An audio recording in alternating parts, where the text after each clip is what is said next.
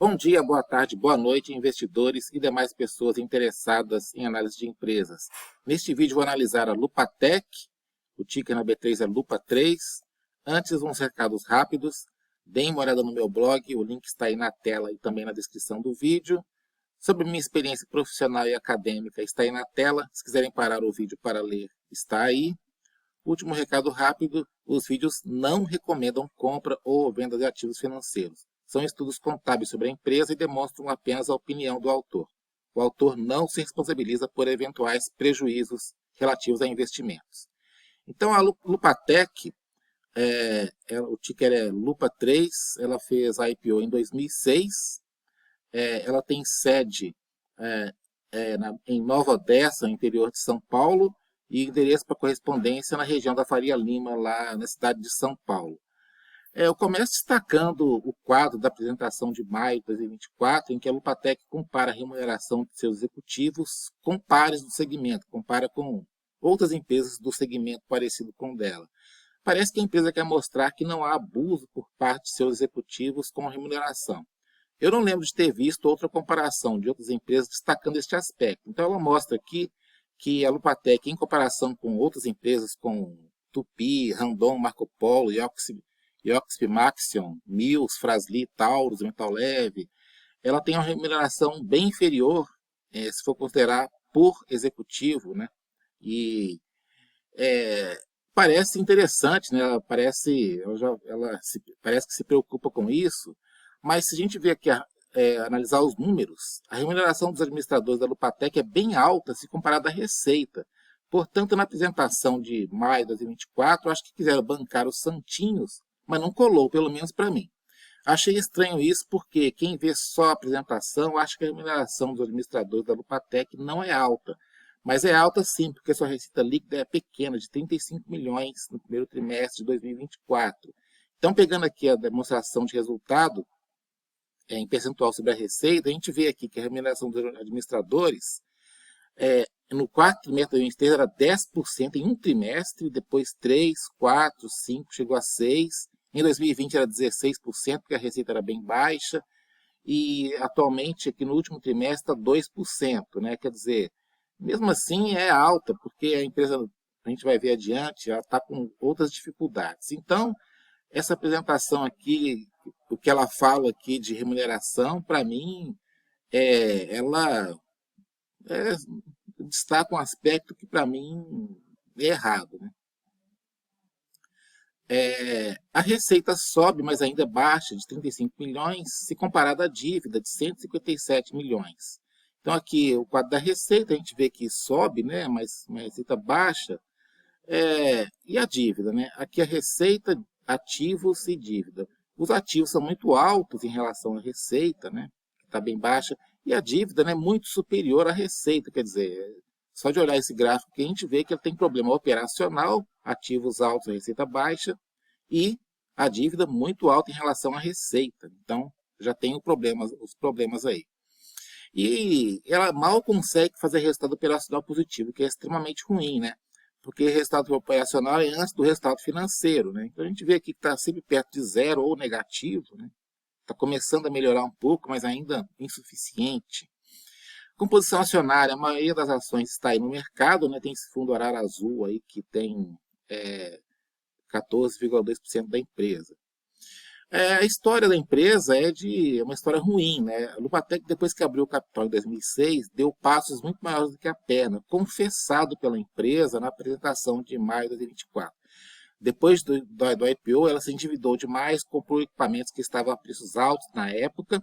O resultado foi a recuperação judicial que terminou em 2023. Mas a empresa está mostrando números muito ruins ainda, principalmente pela dívida remanescente da recuperação judicial. Baixa margem operacional, despesas ainda altas em relação à receita. Então, aqui é a história que ela conta na apresentação de maio de 2024. Né? Ela fez a IPO, ela depois entrou em recuperação judicial, depois teve que vender empresa, teve que terminar a atividade de serviços para a empresa de petróleo, vendeu atividades na Argentina. Né? Então, é uma história ruim. E aqui, ela confessa aqui nesse trecho da apresentação, né? A IPO, né, ela captou recursos e tal, ela levantou 155 milhões, que foi modesto diante dos planos de expansão. Aí comprou empresas com alavancagem alta, comprou ativos no pico por preços altos, né? Depois teve aporte de passivos líquidos, a empresa se colapsou já em 2012, né? O capital de giro ficou ruim, né? E ficou inadimplente com obrigações de investimentos, né? Na recuperação judicial, ela se reestruturou, né? E teve que vender investimentos de serviços petroleiros, agora ela foca só em produção, só em manufatura. E até 2023, 2015, 2023, a recuperação judicial visou reduzir e rescalular o endividamento, desinvestir do negócio de serviços petroleiros e recuperar ativos diversos, né? Então está aí a apresentação dela, basicamente ela está ainda com dívida decorrente da reestruturação da recuperação judicial. E aqui ela fala que o balanço dela em 2014 era 805, quase 1 bi, 805 milhões negativos, agora o patrimônio líquido está 160 positivo e ela está ainda se reestruturando, né? Depois da recuperação judicial. Ela destaca aí a carteira de pedidos firmes, né, que realmente tem uma tendência alta aqui, mas a gente vê que as margens, com margens baixas não adianta muita coisa, né?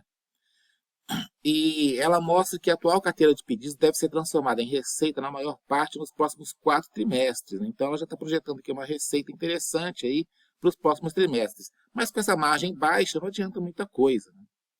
E outra coisa que me preocupa é a queda da quantidade de funcionários. Parece ser boa, porque a receita está subindo, né? A gente vê aqui os funcionários saíram de 428 apenas para 344, né? Com receita subindo.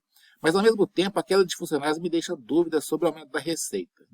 Porque se ela diminuir a quantidade de funcionários, será que ela vai continuar aumentando a receita? Né? Porque ela precisa realmente aumentar a receita.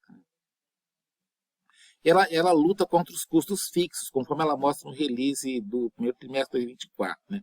Então, ela mostra aqui que tem problemas com a ociosidade, porque o custo fixo na ociosidade ele é extremamente ruim, né? Mas ela está mostrando aí o ganho bruto efetivo aí, um pouco, né? Com queda da ociosidade produtiva, mas ainda não é suficiente, né? E ela destaca aqui nesse quadro, né, na ETR, que a variação cambial, que que costuma dar prejuízo aí para ela na demonstração de resultado, eu vou mostrar mais adiante, ela tem contrapartida no patrimônio líquido por causa das empresas no exterior que ela tem. Então, ela fala que a variação cambial que entra na demonstração de resultado compensa com o aumento do patrimônio líquido. Mas a gente vê que não é bem assim. Ó. Eu fiz esse quadro aqui do comparando o fluxo de caixa, né? E aqui o lucro ou prejuízo da DRE e tirando a variação cambial. Primeiro, o fluxo de caixa, a gente vê que, mesmo aumentando receita, a gente vê aqui que é sempre negativo, das atividades operacionais. Ó. A maior parte do trimestre é um fluxo de caixa negativo das atividades operacionais, mesmo no primeiro trimestre de 2024, que a receita subiu bastante. Então já é um aspecto muito ruim. E ela tem que investir, né, fluxo de caixa das atividades de investimentos, né? Algumas vezes ela vende empresas, como aqui em 2020, na reestruturação, 2019 teve que vender empresas, né, por causa da reestruturação, mas ela tem que aplicar aí caixa em investimentos. E a atividade de financiamento, sempre maior parte positiva, né? No último trimestre ela teve que contratar financiamento, contratou aqui em 2023, reduziu um pouco no quarto trimestre, mas a gente vê que basicamente ela perde na atividade operacional e capta recurso na atividade de financiamento e tem que aplicar um pouco em investimentos, né? E o lucro ou prejuízo, na verdade, sempre maior parte prejuízo, né? Mesmo aqui no primeiro trimestre de 2024 teve prejuízo, e tirando a variação cambial, é prejuízo também, está nas partes vermelhas. Ela diz que a variação cambial mata com o aumento do patrimônio, mas tirando todo o resultado financeiro, a gente vê aqui que não adianta também. A maior parte das empresas endividadas, a gente vê aí, Magalu, Simpar, Vamos, Casas Bahia. Se você tirar o resultado financeiro negativo, a empresa mostraria lucro, né? Mas não é o caso da Lupatec. tirando todo o resultado financeiro líquido, que é negativo, ela continua com a situação ruim. Então, ela está toda ruim ainda, né? Então, não adianta muito, né? A DRE em percentual da receita baixo mostra que a Lupatec na parte operacional ainda é ruim, não só a questão da dívida financeira.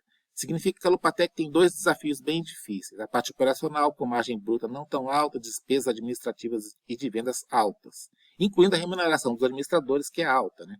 A parte da dívida financeira remanescente da recuperação judicial, que ela tem que trabalhar isso ainda, né? Pelo menos os administradores estão tranquilos, mordendo boa parte da receita líquida. Então, aqui aquela DRE em percentual da receita líquida, né?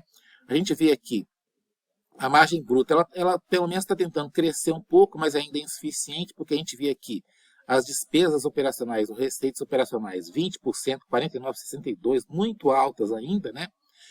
A remuneração dos administradores é bem alta em relação à receita. As despesas gerais administrativas, um nível alto, ainda de 15%, aí 24%, 19%, ainda muito alto, né? E a parte da variação cambial e estado financeiro, já comentei, e o resultado é prejuízo constante, né? Ainda está longe de mostrar alguma tendência de melhora, né? E aqui, o patrimônio líquido cresce, mas por causa de aumentos de capital no âmbito da recuperação judicial. A gente vê a quantidade de ações aqui subindo bastante, né? Era 22 milhões de ações em 2019, agora tem 41 milhões de ações por causa da recuperação judicial. O patrimônio líquido cresce, a gente vê aqui que cresceu mesmo, mas o valor patrimonial da ação caiu de 4,425 para 3,75, né? O que é ruim para os acionistas. O alto nível de prejuízos acumulados de 1,9 bi, que está aqui, a dívida remanescente da recuperação judicial impede a distribuição de proventos. A empresa nunca distribuiu proventos desde 2006 e parece que não vai distribuir tão cedo. Então, aqui o patrimônio resume o histórico de perdas da empresa, né? Destruiu mais de 2 bi de valor ao longo da história dela e parece que ainda está ruim. Tá? A Lupatec a R$ 1,87, está cotada a 49% do seu valor patrimonial, de R$ 3,75. Parece barato, mas a situação não é boa. Há esperança com uma possível alta da carteira de contratos, mas por hora não vejo nada que possa mudar a situação que é estruturalmente ruim. Né? Aqui o endividamento financeiro dela, né, subindo 157 milhões. E as minhas conclusões, né? Minhas conclusões são as seguintes, né? Eu continuo, né? Eu fico fora de Lupatec, de Lupa 3, vou observar as futuras demonstrações contábeis, mas por hora não me interesso por essa empresa. Ela tem sérios desafios a resolver. Precisa de fechar grandes contratos com algumas grandes empresas para aumentar a receita e margens.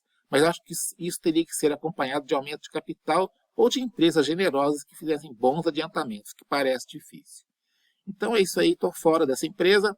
Os vídeos não recomendam compra ou venda de ativos financeiros. Obrigado por terem assistido.